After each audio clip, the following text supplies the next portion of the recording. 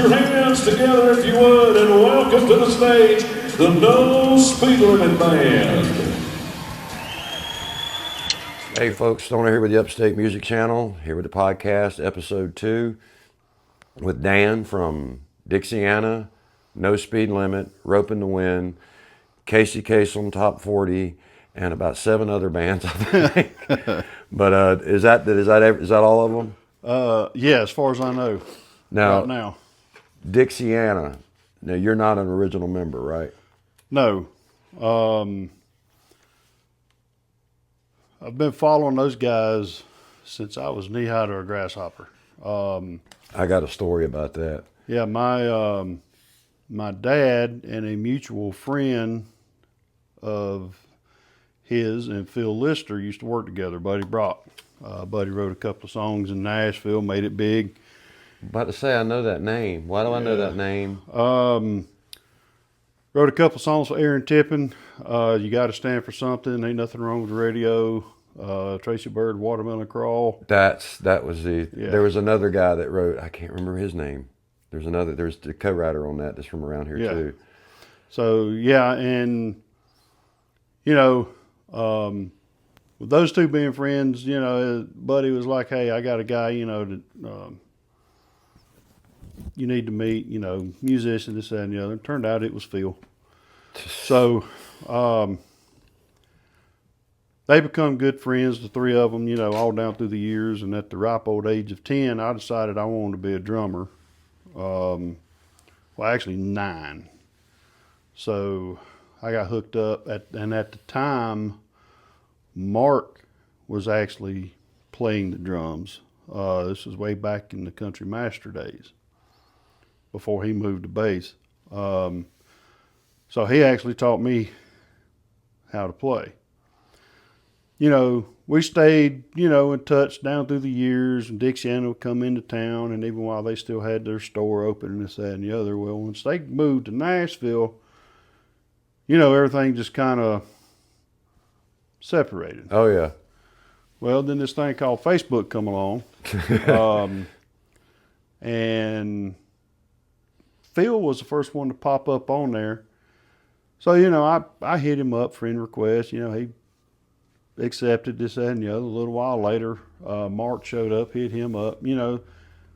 Really nothing other than, just liking this, liking that, commenting, really nothing. Yeah. So,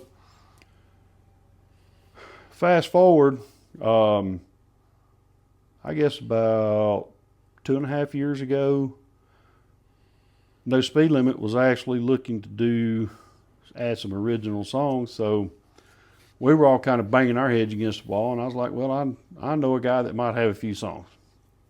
So I hit Phil up. And that's kind of how the reconnection got started, just back and forth with him on songs. He would send us a few, or he'd give us some ideas, this, that, and the other. Well, then one day, just in conversation, he was like, "Hey, we're having a vocal practice over here one day. Mark will be here, Monica will be here. Why don't you come on by?" Man, I'd love to, because, I hadn't seen Mark in, forever. Well, Phil either. So, and this was after their induction to the Hall of Fame. They were trying to get everything going back up and going. So anyway, went over to Phil's studio, reconnected with everybody. We just sat in and, just jammed on a few old standard songs, this, that, and the other. And okay, everybody went their way. A couple weeks later, I'm sitting in the living room, and then Dixiana music pops up on a caller ID on my phone. So I'm like, oh, okay. Well, it was Mark. I don't know what happened with the other guy that was supposed to be their drummer or whatever. Anyway, Mark just asked me if I would be interested in coming on board. And, after he said that, I got quiet and had to pick myself up off the floor. So,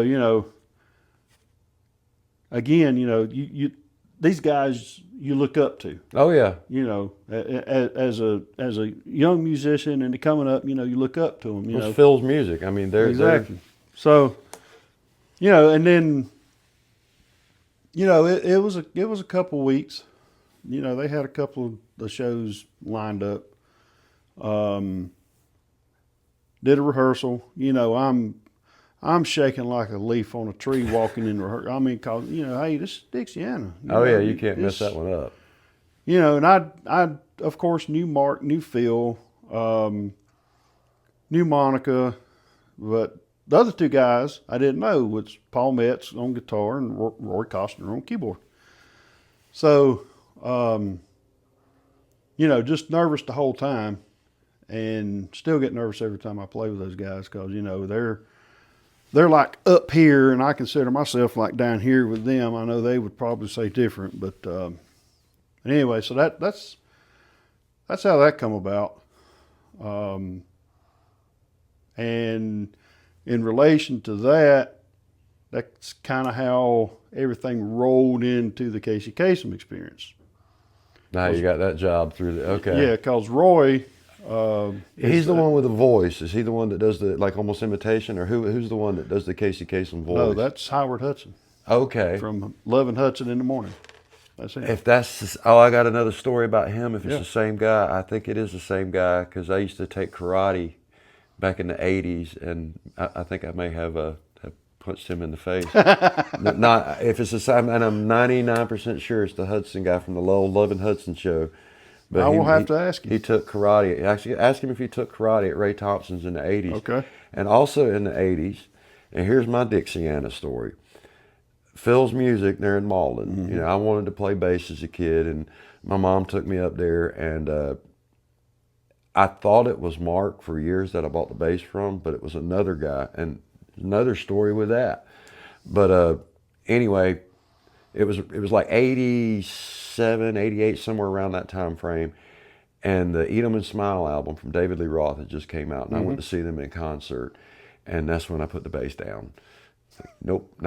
I thought that was all studio tricks, what he was doing, and like, there ain't no way I could ever do that. But I had that bass for years. It ended up at a pawn shop in Georgia. But I knew who Dixiana was and who Phil was. I never met him, but 1993, I'm at the Camp Pendleton PX in the music section. Yeah. I got I think I had $24 in my account. The CD's like 19. Yep. And I could buy a CD. I could buy a CD and get some cigarettes and go back to the barracks. That was going to be my weekend. I already had my fridge stocked. Yep. And Dixiana. Like, home! You know, and this was 1992. And literally I was out at Pendleton. I ran from the PX to a buddy of mine I went to high school with, barracks, and he was on the Camp Pendleton rodeo team. I grabbed Joey and we ran back to my room and listened to it, and we hated 90s country. We were listening to Waylon, Chris Ledoux, all rodeo music, and we hated 90s country. We listened to it, we kind of looked at each other, it's like, it's home, but it's home. Like, but it was good music, and I remember seeing them on, I think it was CMT, with a video, but I never got to meet them. And the opportunity I got to meet Phil, his son, plays for L Train, plays bass. Is it his son or his grandson? His son. And they got through sound check or whatever. They first started to show at Wild Country, and I'm like, I'm gonna go over and introduce myself and tell him that story about getting, he made a Marines Day. Made me feel like at home.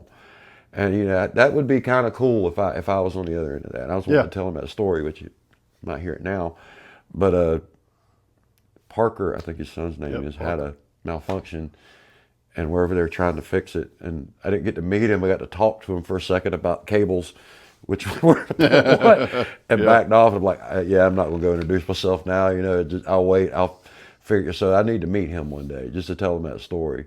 But and that's how the Casey Kasem. Now y'all do. That's different for you because that's a lot of rock. Yeah. Well, not really different. Y'all do some southern rock and some upbeat country. Well, I mean, my musical background consists of everything from bluegrass to Black Sabbath to Glenn Miller, so and obviously country. But I never in a million years thought I'd ever be playing Mariah Carey, Elton John, you know, and a few others. Oh, so yeah. It's been challenging, which, you know, to a musician, we thrive off of that. Oh, You yeah. know, to kind of get outside your box. Something different. You can get into it. Yeah. It's all mostly upbeat. So, I Yeah. mean, you know, it's top 40. So, You know, after I kind of learned the basics, you know, Mark told me, he said, okay, you know, I've taught you about all I can do. He said, go home, put on an album, whatever you want to play, and play to it, and just learn it. Okay, so at home I had everything Hank Jr. ever did and was still putting out. oh, yeah. I think it was every June or May. Yeah. And I had Allman Brothers, Live at the Fillmore, Skinner, One More from the Road, and Marshall Tucker, Carolina Dreams. So that's how I got started. You know, just kind of that hard driving southern rock, country rock. And that's kind of what I stuck with, you know, down through the years, you know, playing different bands and this, that, and the other. So, yeah, when Roy confronted everybody, you know, he was just looking for, hey, do y'all know anybody that might want to, you know, do this? Well, you know, we're all kind of, yeah, we'll do it. Don't know how it's going to turn out, but sure, we'll try. And it's turned out pretty good. Now, I've heard a lot of good things about it, and it's like I said, it had the Casey Kasem kind of voiceover going with it. And can he do Shaggy too? Or? Absolutely. You never know who Howard's going to do. Like if we're at rehearsal or whatever.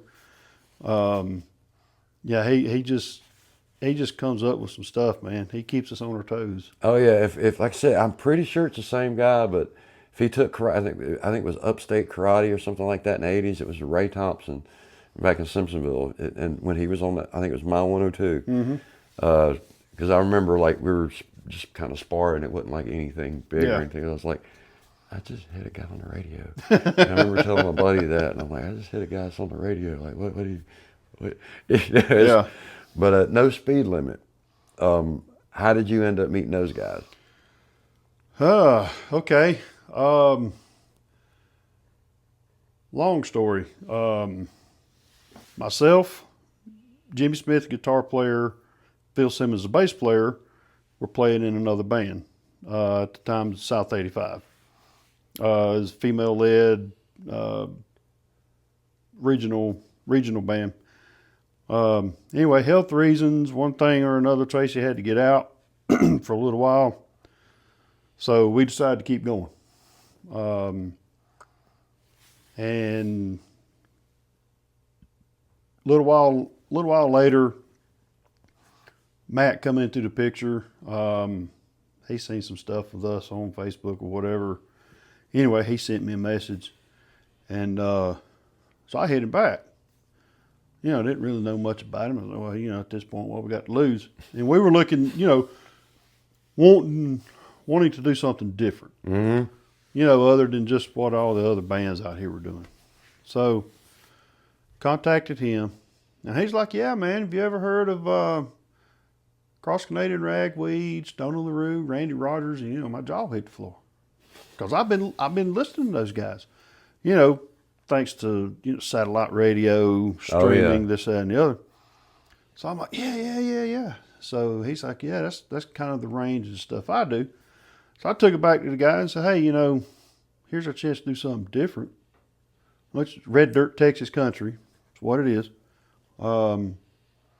And depending on where we're at, you know, it goes over well. I mean, we also do a blend of 90s countries and some other stuff just so people y'all cover the Auctioneer, which is like, what, 1960s, I think? Somewhere in there. That's a good one.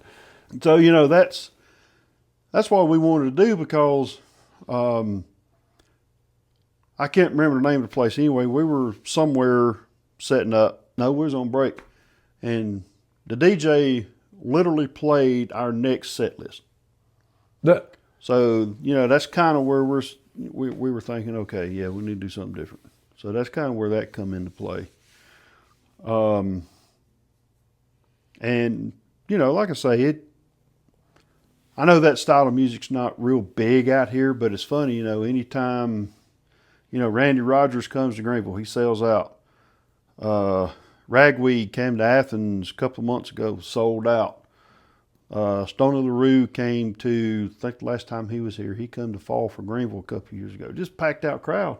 oh yeah. And we're like, well, here we are, local band doing all of that stuff that everybody's flocking to hear all the big guys. So, Oh yeah, I love it. It's different. It's not what's on the radio. It's I tell people, I describe it's the western side of country and western. It's kind of that. It's the southwestern rock too. You got southern rock and you got kind of southwestern rock. And I was stationed out in California, and you go back out there with the rodeos with all the ranches out in California and in Arizona, and they're just like us, just a lot hotter, a lot hotter. right. And just a lot more rattlesnakes. Yeah. Well, they can keep those. And, like around here, you might have somebody that grew up on a 100-acre farm, and I serve with guys from Texas. It's like, yeah, we go on a 2 or 3 day ride to run fence lines. Like, did you say 2 or 3 days? Like huge ranches. Yeah. But they grow up out there, and that's where that music comes from. It's rodeo music, and what was it, Yellowstone? They had a lot of the people that kind of, and then that style of music. But I don't know, I didn't like that show that much. I did and didn't. I know a lot of Taylor Sheridan's shows. Of course, he's from out there, so he's going to feature a lot of that stuff. I know. I hear a lot of familiar stuff on Landman, I love that show. As far as that line of music and all that too. So, I keep hoping, with the popularity of those shows and that style of music, will not take off, but oh yeah, it should. Gain the some thing of it traction. is, it's like a mainstream thing. It's like rock and roll got killed. It gets suppressed. And I haven't figured it out because it's a money maker, but it's also, it costs a lot. It's like, did you go see the George Strait concert this weekend? No. My wife went, and I've seen George Strait before, and y'all cover some George Strait. He's the king. Oh, absolutely. But I seen something that blew my mind. I'm a light guy. Have you seen the little bracelet things they had? No. I'll put some video up because my wife got some good video. But you go and they hand you these little bracelets, and it's got like a little watch face type thing. It's just a little like light bulb, and it's got a QR code, and it had Clemson on it, and it was done kind of nice. But the little thing was about that big around, like a watch, big as a watch face. But they're either all Bluetooth or networked, and they play with the music. So the light show is the 90-something thousand or 70,000 people they had. And like I said, I'll play it over this. My wife showed it to me. I was like, that is genius. Heck yeah. That was wild. But she said they did something patriotic, like some of them were red, some of them were white, some of them were blue, and you see it go back and forth. I was like, you get fan participation that way. Exactly. And that's George Strait. I mean, he's the man.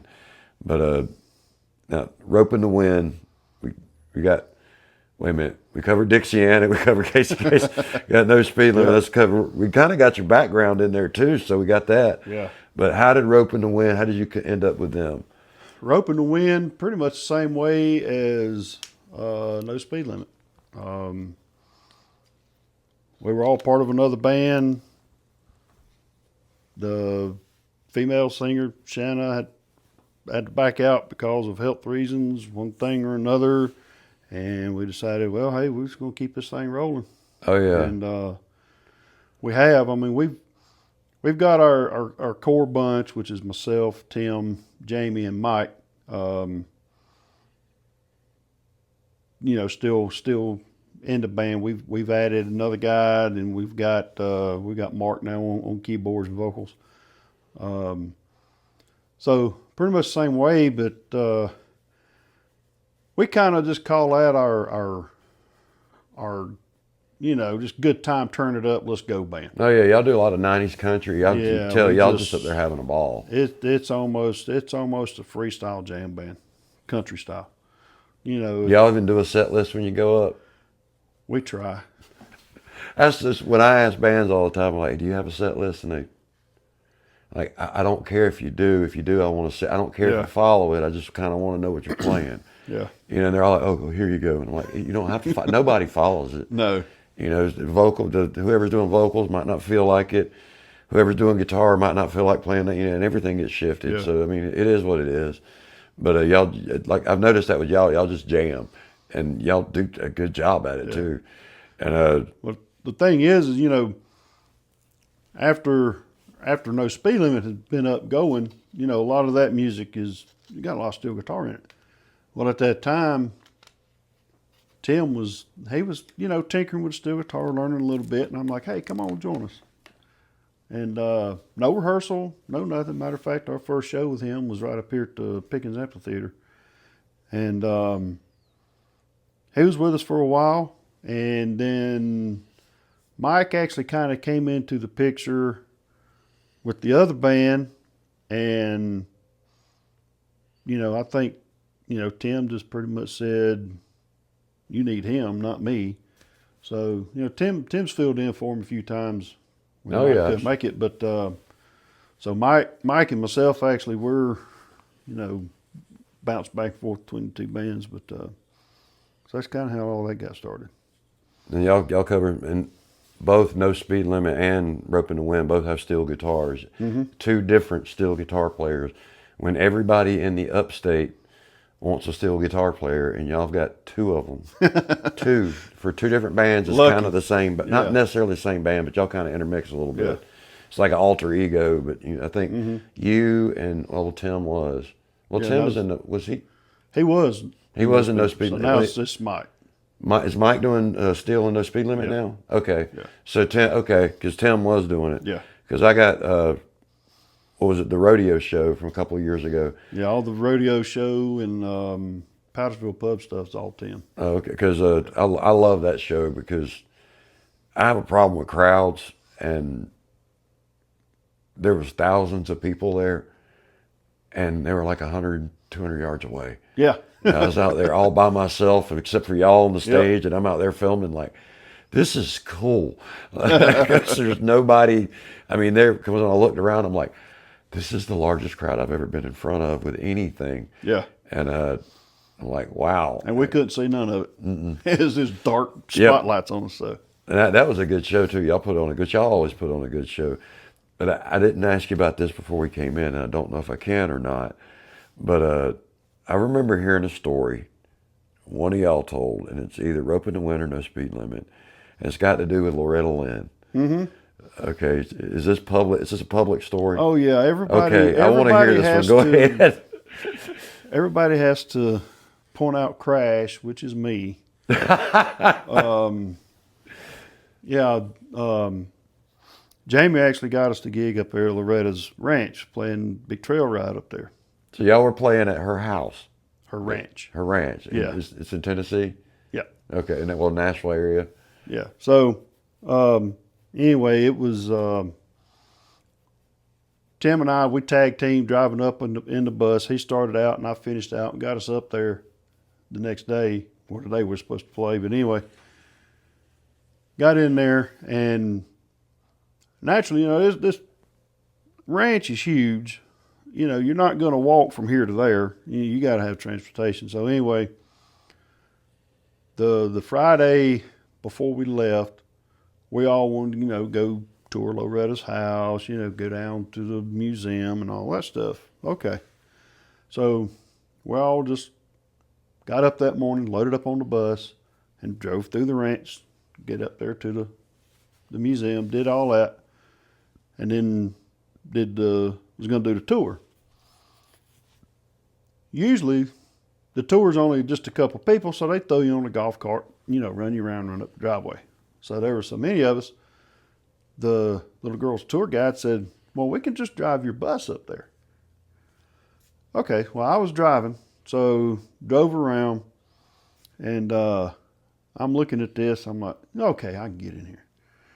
So, thought I made my swing. You're in a bus, right? Yeah, big tour bus. Made my way up through there. Well, right up against Loretta Lynn's gate, I sideswiped it.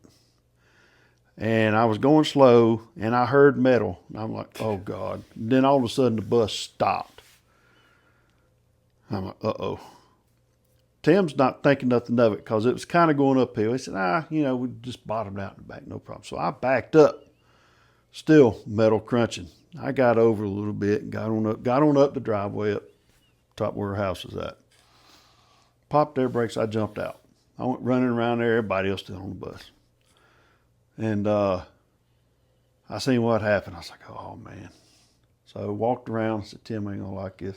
I said, Tim, come here. Walked around and caught the air vents on the access door down there at the bottom where the air conditioner is. Yeah. I was 1 inch from hitting the air conditioner. That'd been a fun ride home. Yeah. No, I'd have had to call a cab or something because I wouldn't have. But anyway, so yeah. That's the Loretta Lynn story. You got three of the most famous photographed gates in this country. And you left your mark. You got Elvis Presley, Graceland, the White House, and Loretta Lynn's the coal miner's daughter. Yeah. How much damage was there to the gate? Absolutely none, thank goodness. Okay, I was about to say you got lucky on that more one. More damage to the bus. So yeah, they don't let me forget that. I wonder if they remember. Well, I mean, she's gone now, but Yeah. I wonder if they remembered it. And yeah, and the thing that really made me mad was we got back. wait a minute, did you get to meet Loretta due to that? No. Loretta had been long gone. Okay. While we were there, my wife Desiree, big fan of Loretta Lynn, so I bought her the DVD, Coal Miner's Daughter, while we were there. Sitting at home watching it, one of the scenes in the movie was Loretta coming home in her tour bus. The exact same driveway, the exact same road that I come up. Oh, he just turned right up through there, just pretty as you ever seen. And I'm like, why couldn't I do that? So I'm going to have to see if I can find a copy of that on YouTube. That is my claim to fame, hitting Loretta Lynn's gate. So you got the nickname Crash. Got the nickname Crash from that. That might be the podcast episode title, Crash. Just Crash. Because I was trying to figure out a title because I want to do a little title with them. But that's Roping the Wind. And you actually you're an hour late, by the way. Yeah. Day job. And that's, you drive a truck for a living. I ain't going to ask you where or anything like that. But how many hours a week do you actually work? I mean, your normal job. It all depends. I might pull 40 hours. If we got a lot going on, it might be 50. Now, 55. Doing that, you guys usually don't. I know most of you guys don't rehearse. You do sometimes, but you've got 4 different bands going on. You do the booking for one of them, don't you? At least 2 of them. For Roping the Wind and No Speed Limit. Yeah. So you're doing the booking. You're doing drumming. You've got 4 bands doing the booking for 2, a full-time job, and you don't have any kids at home right now, right? No. You've got a son in the Navy. Yeah. And speaking of which, Semper Fi, he's a corpsman. He just got promoted to E4. Yep. Proud of him. He's petty now. Yeah. But if he watches this, Semper Fi, brother, this is the thing about him. He's a Navy corpsman. He's a Marine Corps doctor, basically, but he's Navy. If he ever goes to any bar anywhere and there's a Marine in there, no matter what he does, somebody's got his back. Oh, yeah. He never has to worry about that. That's like, it's tattooed on our soul. And in most cases, never has to buy anything to drink, which he loves. Oh yeah, we had it, but he'll learn. The musicians are this way too, and but musicians and Marine, this is one thing they have big time in common. You'll find this funny, and your son will find. He's probably heard this. Have you ever heard the steel ball theory with Marines? Mm-mm. If you take a steel ball and put a Marine in a room with a steel ball. 3 things, only 3 outcomes are going to happen. This room you cannot get out of. You cannot escape it. Nothing can get out. Mm-hmm. It's either going to get broken, pregnant, or go missing. One of those 3 things is going to happen. And if I can see that. You can say musician or Marine, because when you guys come to shows, and that's one thing. You get so busy, you load up a truck, you load up a trailer, you roll in, you come into wild country, unload everything, and you've forgotten mics, you've forgotten cables, you've forgotten mics. How many times I've probably with y'all too, Oh, with yeah. cable here and there. Cable here and there, yeah. And a lot of venue owners don't realize that. You guys are working 50, 60 hours rehearsing and then go do a show and not try to be stressed out. Yeah. How do you deal with that? I mean, how do you deal with that? It's not easy. I have a bloody spot on the wall I continuously bang my head against. That, and I live in my pocket calendar because I have to write everything down. Speaking of which, you forgot it. Yeah, I forgot it. You've got shows coming up at the Silos. I remember one for No Speed Limit you've got coming up at the Silos. I'll look the date up and put it up on the screen. And that's where Inky's is. Have you eaten there? Yes. My wife's gotten some stuff from us.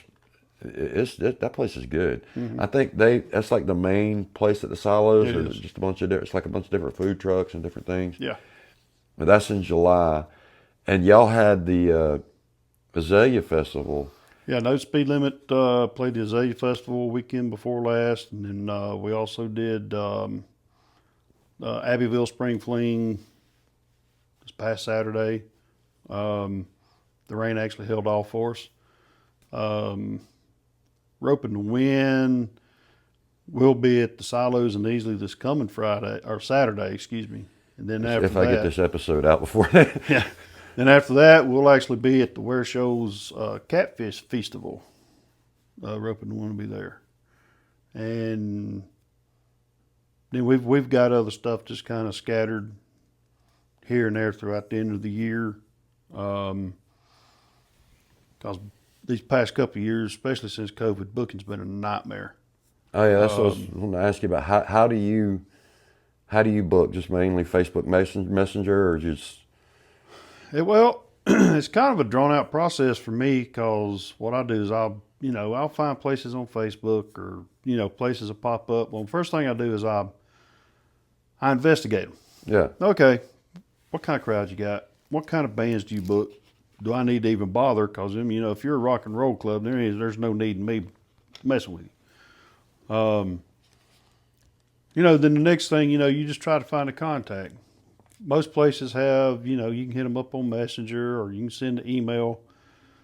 You can try to call, but 9 times out of 10, the person you need to talk to is not there. They either just left or won't be in, and it's probably the person you're talking to is the booking, but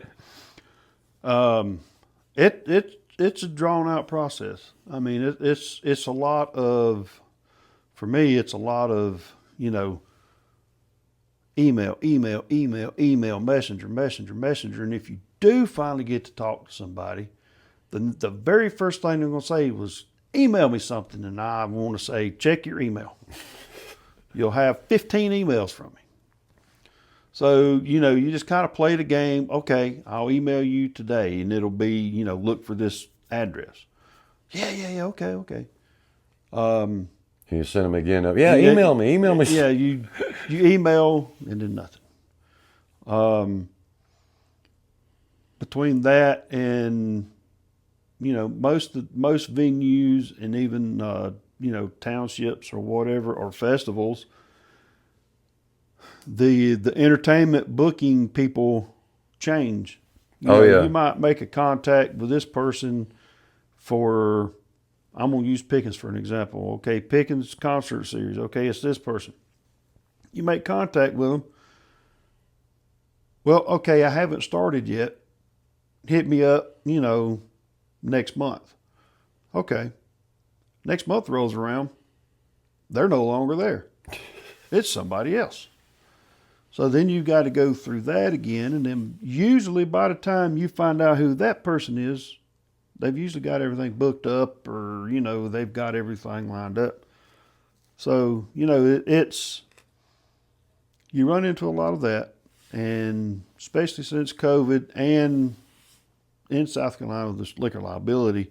Oh Lord, I'm gonna do a whole show on that one day. Yeah, I get it, but venues can't pay like they used to. I mean, I used to book local in the Upstate, $800 to $1,000. Oh yeah, now it's $100 a man. Yeah, no problem. Now if I want to make money like that, I've got to go out of state. Yeah, I mean the venues can't, and this is the thing, they just changed something where they're not going to have the big. I haven't even looked at them because it's politicians and it's, your son needs to stay in the Navy, but I'll tell you one thing that he needs to stay away from is politicians, because I can't be in the same room with one, even if it's local.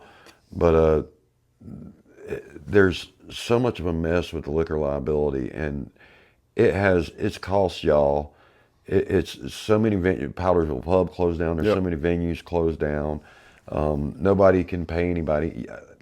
Like Streeting September, that band, they started at Wild Country about the same time y'all did. When I went up there, they started, and they didn't hardly have anybody come. Well, they've got to, I think they probably have asked for a raise. If they haven't, they need to. Terry's probably gonna kill me if they haven't. But they have built a little crowd there. They've got it. Y'all have too. You built a little crowd, and it's time to say, hey, we get more people in here now. Hey, how about a little bit more? And he might not be able to do it because it's insurance, and it's crazy, and that's what kills it, and it discourages y'all. You can't get raises, you can't get new technology, you can't hire photographers, videographers, all the others, because you can't make any more money. And everybody's stuck in a rut. And thing with me is everybody pretty much in both bands, we're so scattered out. Phil, bass player for No Speed Limit, he lives in Shelby, North Carolina, so he drives down here. He's not going to drive down here for $50. No, wouldn't ask him to. So I've got to have a set price, and I understand some places. If they say, "Man, I just can't pay," okay, fine. There's no hard feelings. Oh yeah, I understand, but there's some places out there you can drop your price and they don't bat an eye. Especially a lot of out-of-state places. Sometimes I think I price it too cheap. I was like, man, they hit that awfully quick. There's Maybe I should lot. add another $500 to it. Something. There's a lot of bands in the Upstate. I've talked to a few people, military that I served with, and some people I didn't even know, just met through that's in different states, and messaged them back and forth like, how much y'all making there? Because when I was putting videos up, a couple of guys said, hey man, how much y'all making there? I'm thinking about moving. I'm like, you don't want to move here. We're making about $1,000 a show. And I'm like, was it 3-piece? Yeah, you'll make like $250, $300. Yeah. What? And I'm like, yeah, it's not, you're not gonna. And that's the thing is, if you get somebody out here that does $250 for a 3-piece, and somebody can hire them. Yeah. It is what it is, but sometimes you get what you pay for. But we got to get off here in a second. We're about 35 minutes, and I'll let you go. But I got to ask you some questions. Okay. And one of them is kind of new. So you're a drummer. Actually, I'm going to ask you two. But if you're a drummer, since you're a drummer, there's got to be another drummer in the Upstate. Like if you were on a board, if you were going to give an award away, like the best drummer in the Upstate, and I'm talking, the Piedmont boys would be like the limit. You can't go exclude them. People under them, if that makes sense. Just the local, the grunts, the people like you, people. Who would that be? Who would you think the best drummer would be besides yourself? Oh, And Dixiana, I guess, would be out too. I'm just an okay drummer.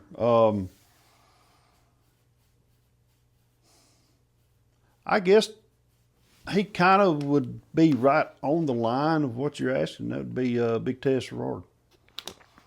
He would, Ed McCain's, yeah. Yeah, okay. he would kind of be that guy. Oh yeah, he's awesome. Now, that's my brother. So we talk. We don't talk a lot, but we talk. But now, you want to go one notch above that, it most definitely have to be Paul Riddle. Oh yeah. Now So, the next one is in the Upstate. There's got to be a band you haven't seen that you want to go see, a local. Well, I don't know with you because I turned around at Powdersville Pub and it'd be you and your wife. I mean, and you're like a bump on a log too. You don't even know you're there. It's like, crap, where do you come from? There's a whole lot of bands I haven't seen. Because I mean that's that's what we do. We try to go out and support other people, and go out. We're not afraid to go check out new bands. Oh yeah. So I guess probably That you haven't seen. So like that'll narrow it down for a lot of people because people be I can't even answer that question. Oh, the next one's gonna be fun. Okay, lay that one on me. Fantasy band. If you had to put together a band of just people, like we're talking about people in the Upstate. I can already do that right now, and it's already happened, and you may remember it.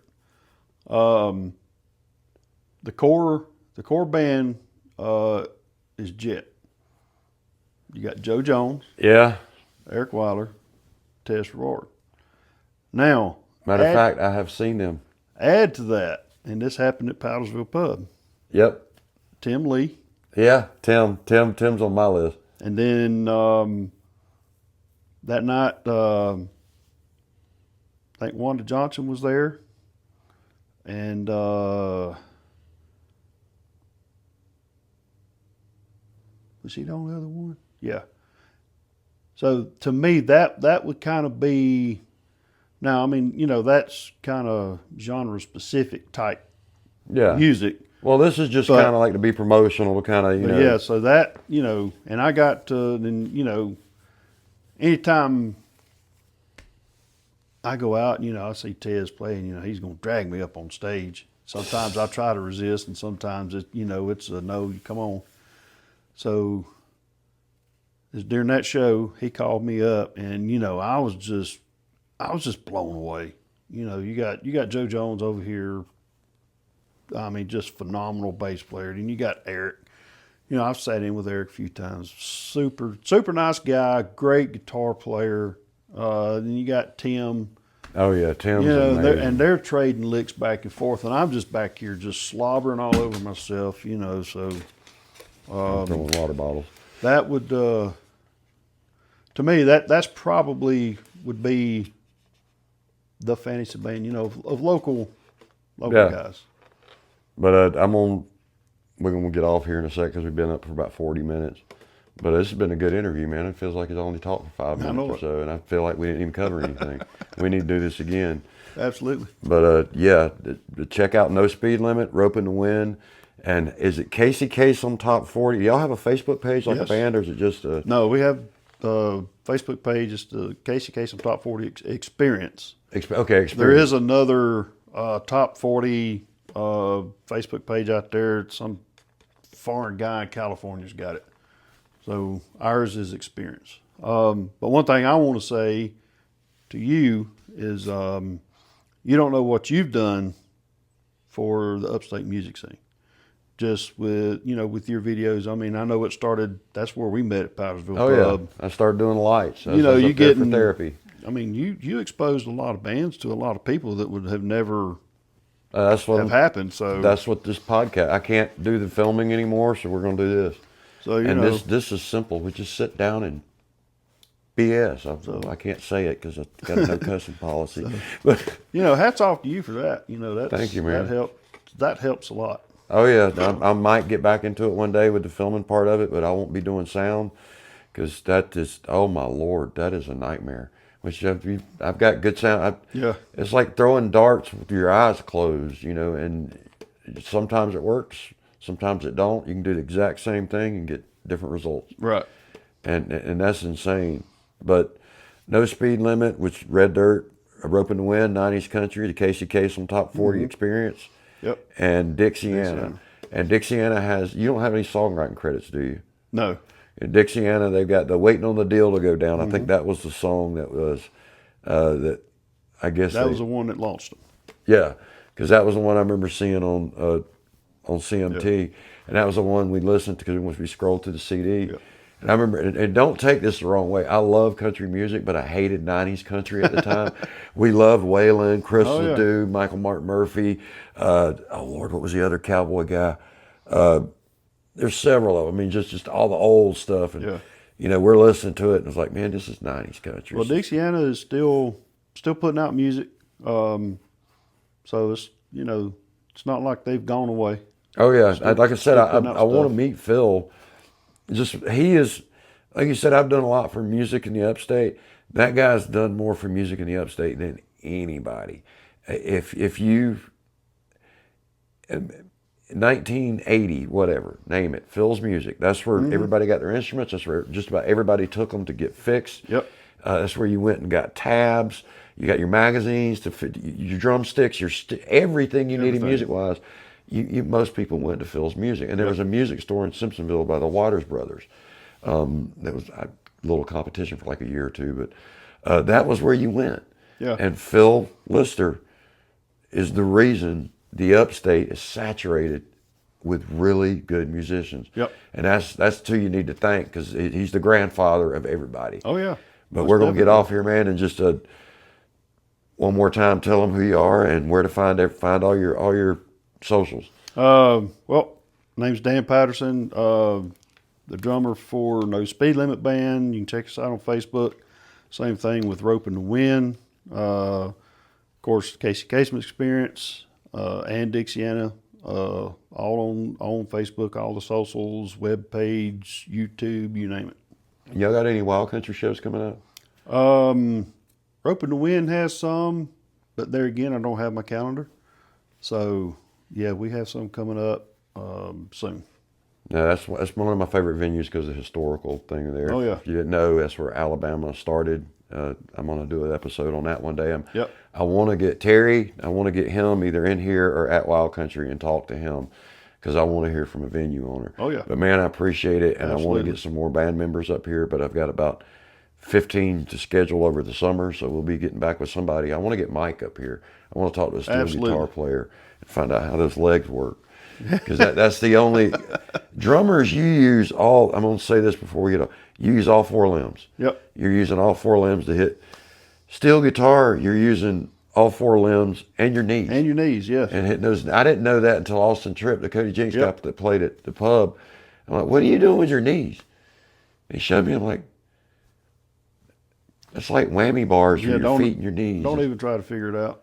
I quit. Yeah. Like I said, I put my bass up when I seen Billy Sheehan play. When I seen Austin Tripp play steel guitar, I'm like, I don't even want to think about anything else. Yeah, Austin. But man, I appreciate it. Let me shake your hand and we'll get out of here. Right, thank you, man. Yep. And thank you for watching the Upstate Music Channel. Check out No Speed Limit, Rope in the Wind, Kasem, and I done forgot somebody. Dixiana. Why did I forget Dixiana? Thank you for watching. Everybody's afraid, so they stay on the run. I say why run when I've got a gun.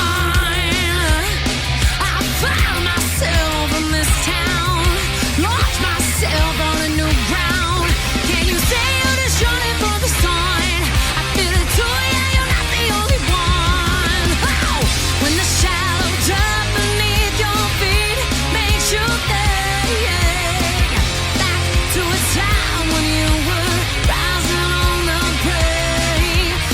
Right here in Upstate of South Carolina in Greenville, we have the top-notch musicians, man. It's awesome to see the variety that we have around here and the way things kick. I'm tired. But keep it rocking, Greenville. We'll see you.